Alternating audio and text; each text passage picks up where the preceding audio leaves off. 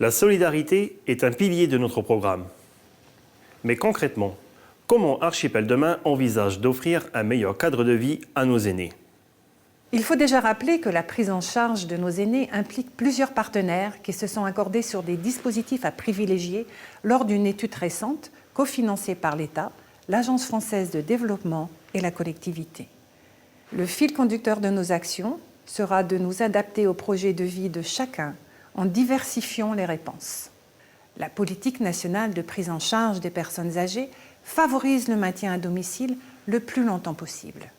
Nous poursuivrons notre engagement dans cette logique par des actions adaptées aux besoins spécifiques dans un cadre sécurisant et bienveillant. C'est ce qui nous conduit à privilégier 2 résidences autonomie à Saint-Pierre, à l'image de Pomme des Prés, et le développement des services de maintien à domicile sur Miquelon.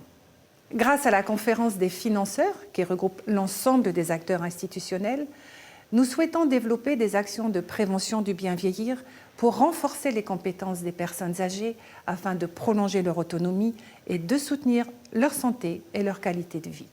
Le maintien à domicile de nos aînés ne peut se faire sans des aidants familiaux, acteurs indispensables.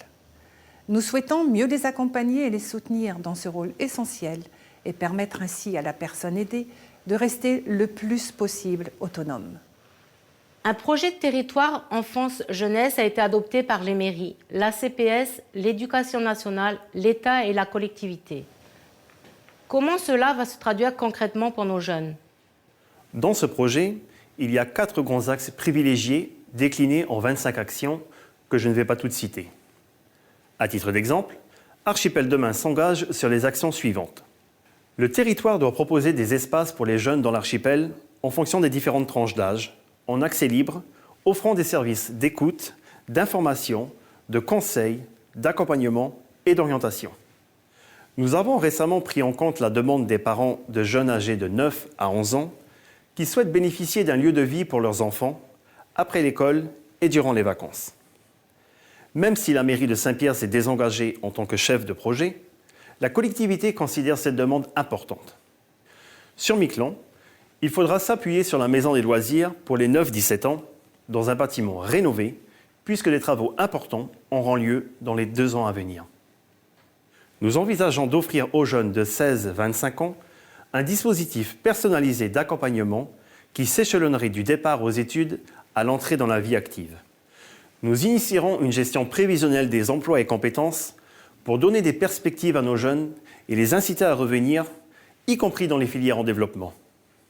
Parce que nous croyons en l'engagement citoyen dès le plus jeune âge, le Conseil territorial des jeunes continuera d'œuvrer avec la jeunesse pour le plus grand bénéfice du territoire.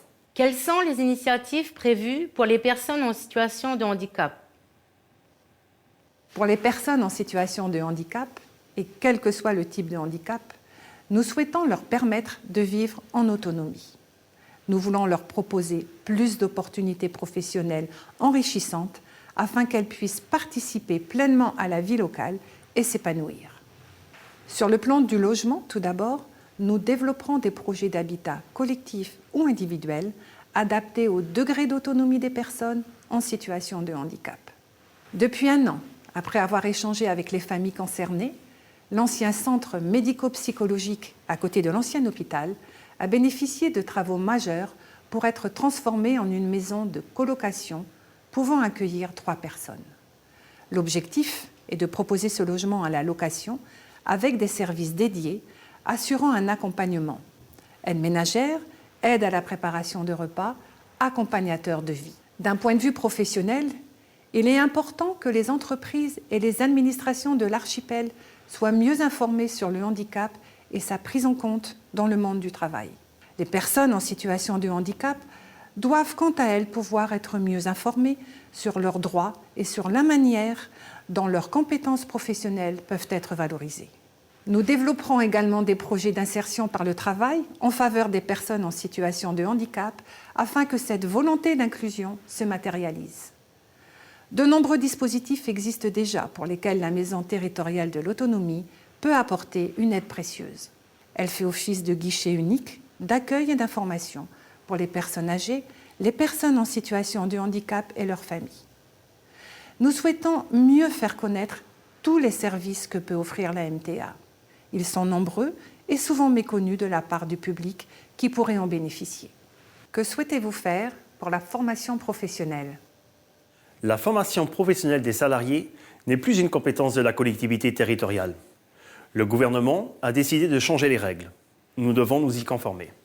Cependant, la collectivité continue de financer de nombreuses formations pour offrir la possibilité à chacun d'engranger de nouvelles compétences et même d'effectuer une reconversion complète.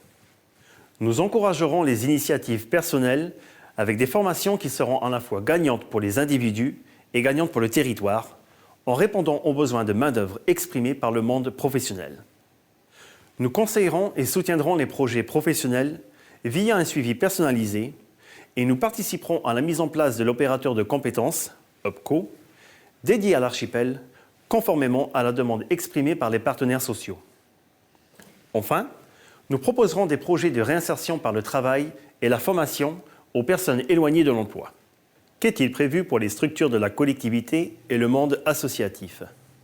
Les associations apportent beaucoup de dynamisme localement et sont les garantes du lien social sur l'archipel. Nous souhaitons que les associations puissent compter sur un soutien administratif avec la création d'un point info association pour les assister dans les démarches en lien avec l'État et les communes.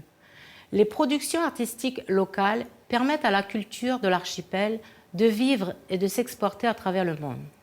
Pour les livres, la musique ou toute autre œuvre originale de Saint-Pierre-et-Miquelon, nous poursuivrons l'aide à hauteur de 25% du montant définitif du projet plafonné à 3 000 €. Enfin, de nombreuses associations utilisent les structures de la collectivité territoriale pour mener à bien leur activité. Archipel Demain a lancé un grand plan de rénovation de la patinoire qui touche à sa fin. Une manière de réhabiliter tout en maîtrisant les coûts par rapport à la construction d'une structure neuve. À Saint-Pierre, de grands travaux vont être menés à l'Arche et au centre culturel et sportif, notamment au niveau de la piscine ainsi qu'à la maison des loisirs à Miquelon. Toutes les structures bénéficieront de modernisation pour améliorer leur utilisation par les usagers. D'autres pistes de travail à retenir sur le plan de la solidarité ? L'équipe d'Archipel Demain prévoit de consacrer une première tranche de 600 000 € dès cette année pour rénover le parc social de la collectivité territoriale qui compte plusieurs dizaines de logements. Ces travaux de grande envergure vont permettre d'améliorer la performance énergétique des logements.